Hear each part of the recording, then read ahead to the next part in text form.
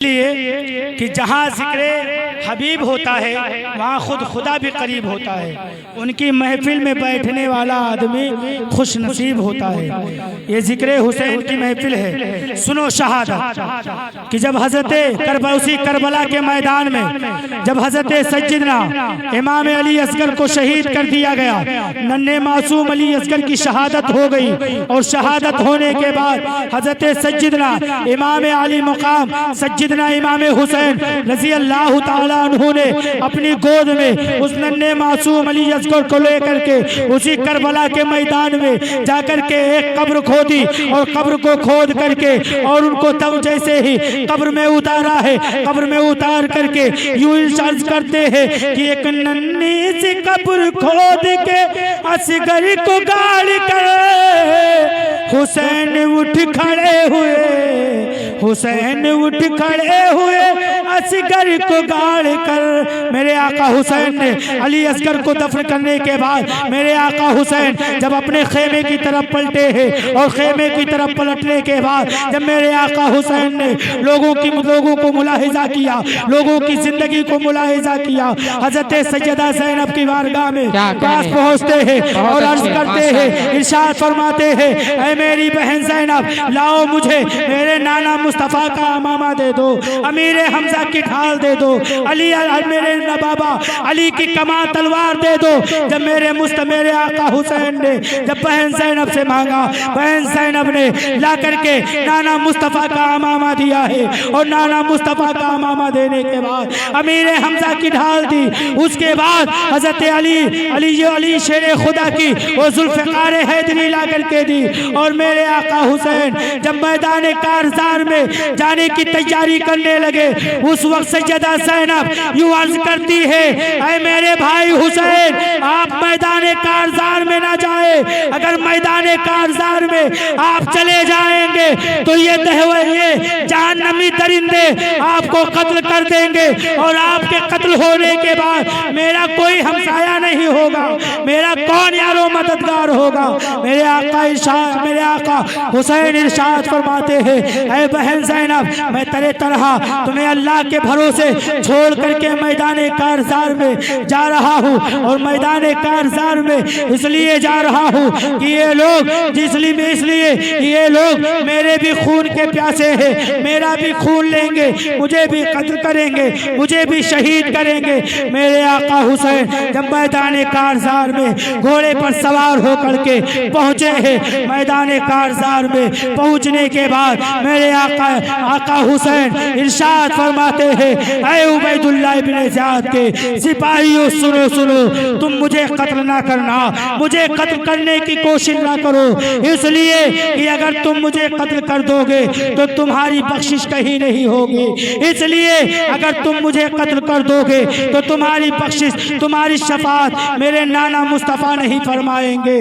जब इतना सुना तो अमर साद ने चिल्ला करके कहा था, ऐ हुसैन इब्न अली तुम चाहते हो कि तुम्हें जिंदा इस कारज़ार से इस करबला से जाने दिया जाए, अगर तुम्हें इस करबला से जिंदा जाने दिया जाना होता तो उबैदुल्लाह इब्न ज़ियाद के उस खत को मैं इनकार कर देता और इनकार करने के बाद तुम्हें मकामे हाजिर से वापस कर देगा, मकामे हाजिर नहीं तो मकामे नैनवा से जरूर वापस कर देता।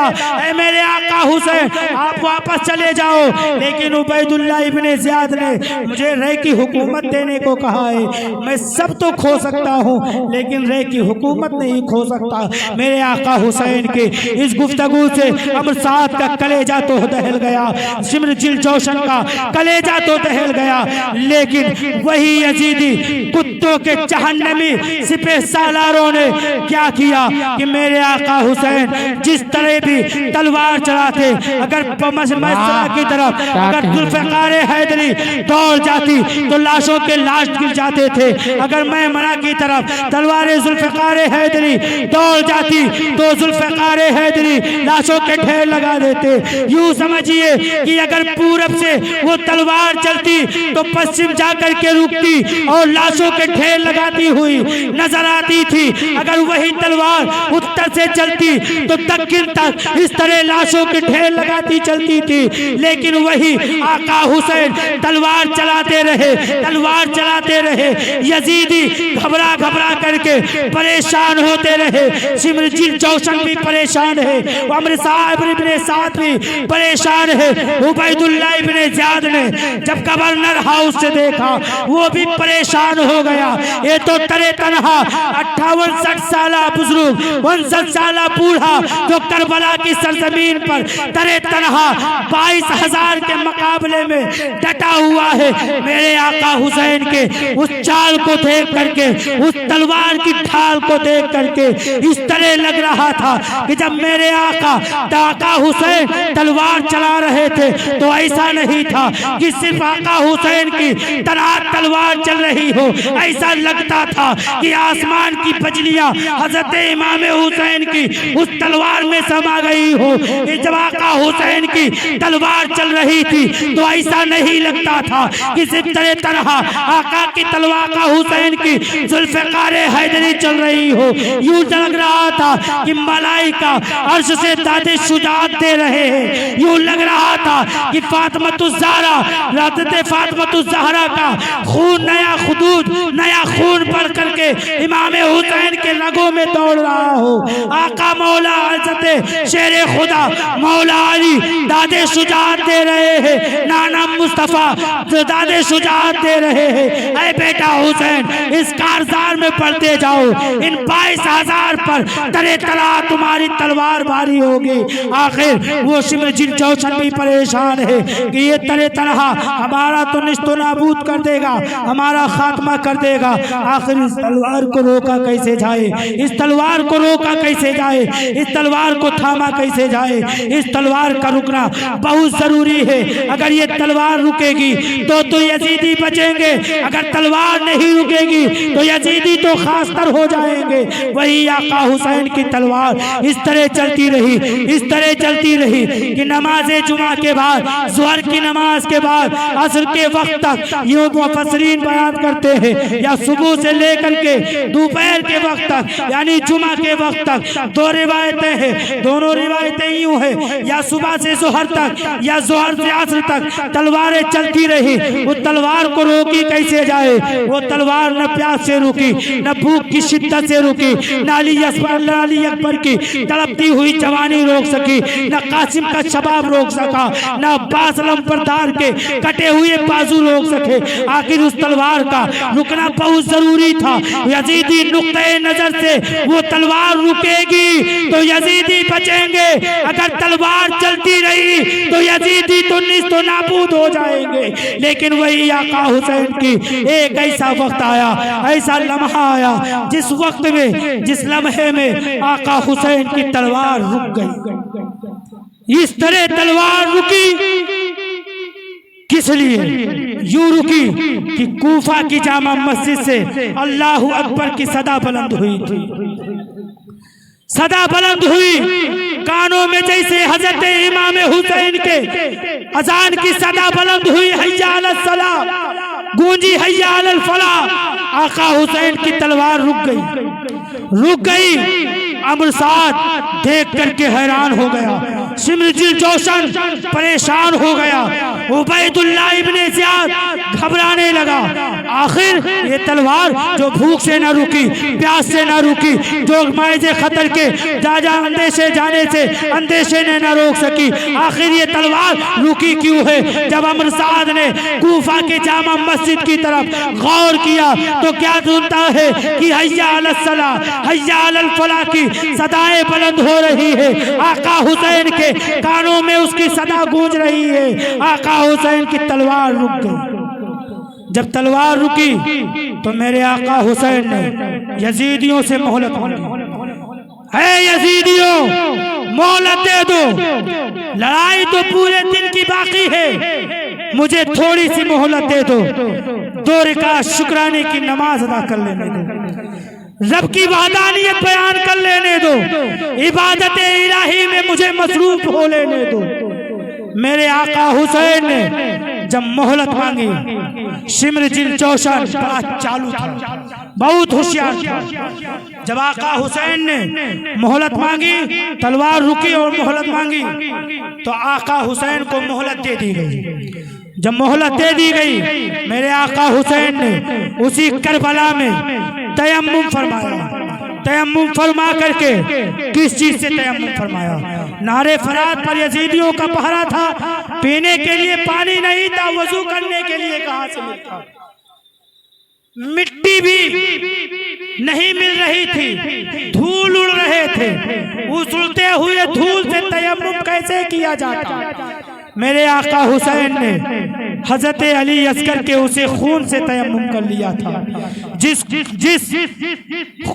जिसको गोद में अली हुरमला ने तीर मारा था, तो अली अस्कर इमाम आली मकाम के गोद ही में दम तोड़ देते हैं। उसी खून से तयम्मुम किया और नमाज पढ़ना शुरू किया। जैसे ही आका हुसैन सजदे में पहुंचे हैं, मेरे आका हुसैन का सजदे में जाना होता है, शिमर जिल जोशन अमर साद पुकार उठता है, ये देखो हुसैन इब्ने अली नवासे रसूल, अगर ये उठेगा तो फिर मारेगा, इस ऐसा करो कि सबके सब एक बार की टूट पड़ो और आका हुसैन के ऊपर टूट पड़े। मेरे आका हुसैन के सीने पे जाकर के शिमर जिल जोशन सवार हो गया।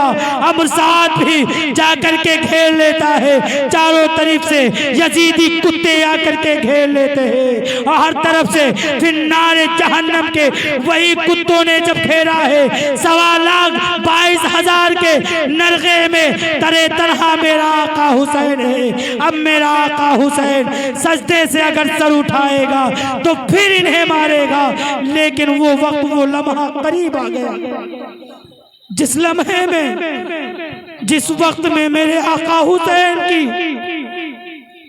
के ऊपर तलवार चला दी गई और यूं कह दिया गया कि हे हुसैन इब्ने अली, तुम्हें अब लड़ने की मोहलत नहीं दी जाए। वही आका हुसैन करबला के उसी मैदान में अपनी बुढ़ापे को भी शहीद करवा दिया है।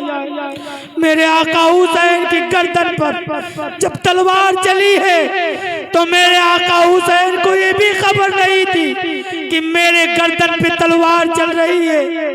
मेरे आका इस तरह इबादत इलाही में मसरूफ है, इस तरह इबादत खुदाबंदी में मगन है, इस तरह इबादत कर रहे हैं कि मेरे आका हुसैन को ये भी खबर नहीं हो रही कि मेरी गर्दन कट रही है। आखिर वो वक्त करीब आया कि जब मेरे आका हुसैन के तरे मुबारक को, सरे मुबारक को तने मुबारक से जुदा कर दिया गया। इन्ना लिल्लाहि व इन्ना इलैहि राजिऊन। वो समा बहुत ही खतरनाक था कि जब तारीख गवाही दे रही है कि जब मेरे आका हुसैन की शहादत मैदान करबला में हुई, अगर मक्का की वादियों में पहाड़ की चोटियों से पत्थर उठाए जा रहे थे, तो क्या देखने को मिल रहा था कि खून नजर आ रहा है। अल्लाहु अकबर। ये मेरे आका हुसैन की शहादत है, जिस शहादत को सुनने के लिए लोग तड़पते हैं, तरसते हैं।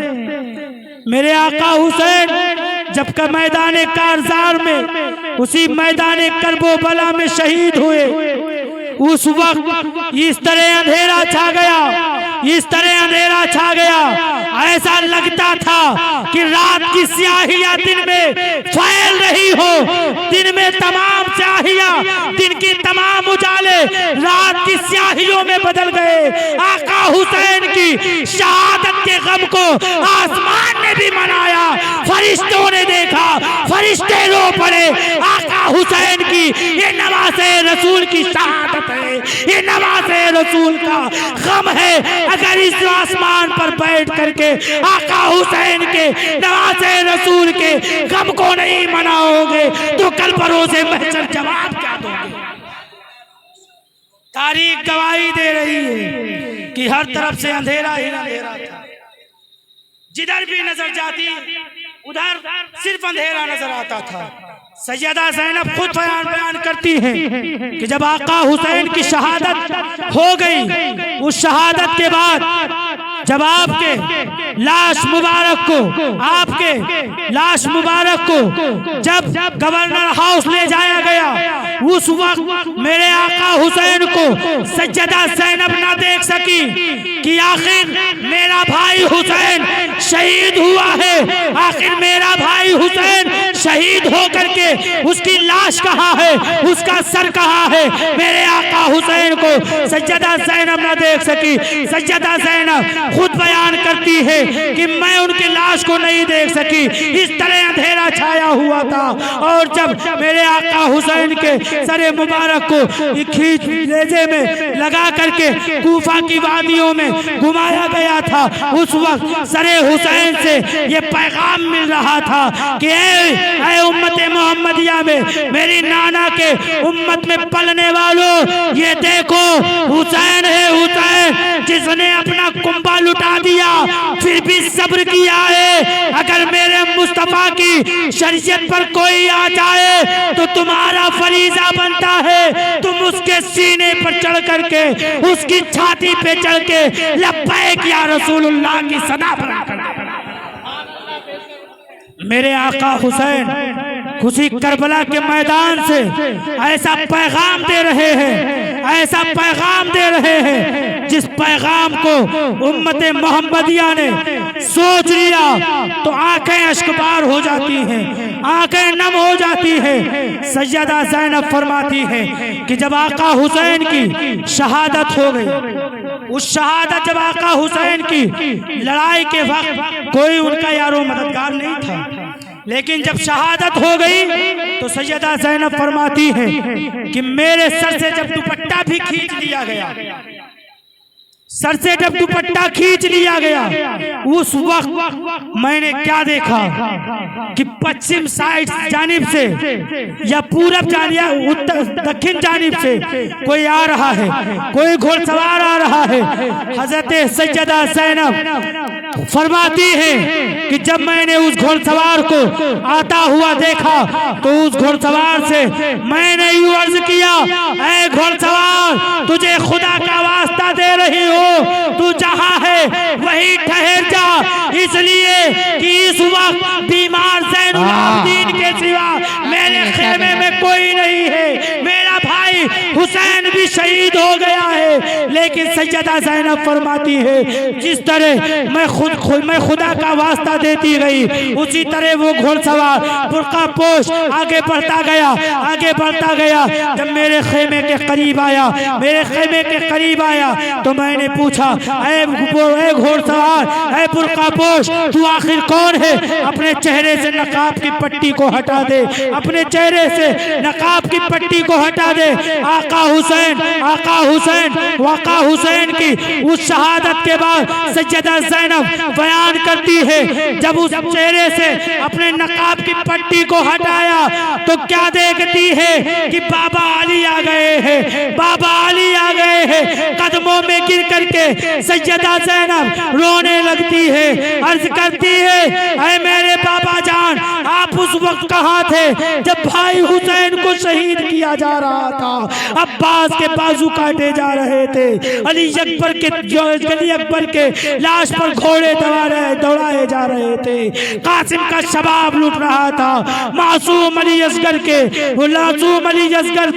हलक छलनी छलनी हो गए थे। ऐ नापा बाबा जान, आप उस वक्त कहाँ थे? मेरे हजरत मौला अली इरशाद फरमाते हैं, ऐ बेटी ज़ैनब, अगर मैं इस मैदान करबला में आ जाता तो कसम है उस रब्बे कायनात की, किसी यजीदी में इतनी हिम्मत नहीं थी कि वो मेरे बेटे के कुंबे को शहीद कर देता और लाश में मेरे बेटे हुसैन को शहीद करके। ये है मेरे आका हुसैन और मेरे आका हुसैन का वो घराना कि जिसके बारे में आला हजरत बरेली के मुजद्दिद इमाम अहमद रजा खान फाजिल बरेलवी अलैहिर्रहमा इरशाद फरमाते हैं कि तेरी नस्ल पाक में है बच्चा बच्चा नूर का, तेरी नस्ल पाक में है बच्चा बच्चा नूर का, कि तेरी नस्ल पाक में है बच्चा बच्चा नूर का, तू है आईने नूर तेरा सब घराना नूर का, तू है आईने नूर तेरा सब घराना नूर का। पता चला कि हजरत मेरे आका सल्लल्लाहु अलैहि वसल्लम के खानदान में जितनों ने जन्म लिया वो सबके सब शेर खुदा ठहरे, और जो अलीजुल मुर्तजा के खानदान में पैदा लेता है वो हर कोई शेर खुदा मालूम होता है कि अली का घर भी क्या घर है कि जिसके घर का हर एक बच्चा जिसे देखो वही शेर खुदा मालूम होता है, जिसे देखो वही शेर खुदा मालूम होता है। व आखिर दावाना अनिल हम्दुलिल्लाहि रब्बिल आलमीन। आप सबको गवाह बना करके अल्लाह रब्बुल इज्जत की बारगाह में मैं तौबा करता हूँ कि जो मेरे बोलने और सुनने में एक गलतियाँ लग़ज़िशें हुई अल्लाह ताला उसे माफ़ फरमाए। अस्तग़फिरुल्लाह रब्बी मिन कुल्ली ज़ंब।